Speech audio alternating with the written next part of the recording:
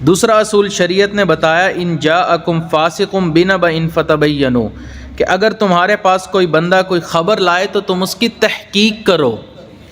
ایسا نہیں ہے کہ بھئی میری ماں نے یہ بات کر دی لہٰذا سچ ہوگی، میرے والد نے کر دی لہٰذا سچ ہوگی، ہو سکتا ہے وہ جھوٹ بول رہا ہو،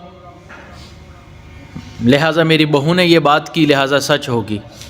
اس لیے جب بھی آپ کے سامنے کوئی بندہ خبر لے کر آئے کہ فلاں بندہ یہ کام کر رہا تھا یا اس نے یہ بات کہی، جب تک تصدیق نہ کر لو اس بات کو ماننا نہیں۔ یہ اصول ہے۔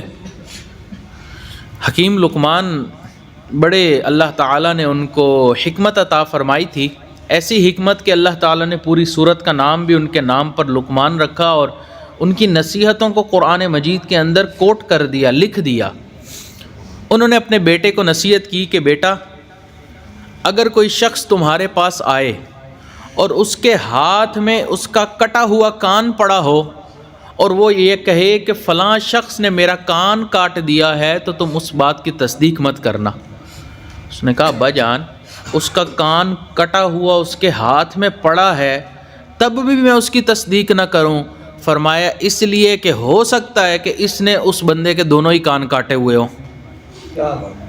یہ دونوں کان کاٹ چکا ہو اور تمہارے سامنے آ کے مظلوم بن رہا ہو، جی فلاں نے میرا ایک کان کاٹ دیا، یہ بھی تو دیکھو تم کیا کر کے آئے ہو۔ تو یہی گھروں میں ہمارے جھگڑے یہی ہو رہے ہوتے ہیں، اس کی بات اس کو بتا دی، اس کی بات اس کو بتا دی، اور جھوٹ بول بول کے آپس میں فساد کھڑے کر دیے، اور بالآخر معاملہ جھگڑوں تک، حتیٰ کہ میاں بیوی کی طلاق تک پہنچ جاتا ہے۔ حضرت والد صاحب ایک جملہ فرماتے ہیں کہ میاں بیوی آپس میں کبھی بھی ایک دوسرے کی وجہ سے نہیں جھگڑتے، جب بھی جھگڑتے ہیں کسی تیسرے کی وجہ سے جھگڑتے۔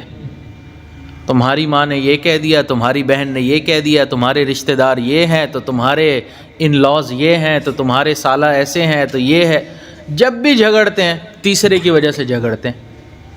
اب اگر تیسرے کو نکال دیا جائے تو جھگڑا ہی ختم۔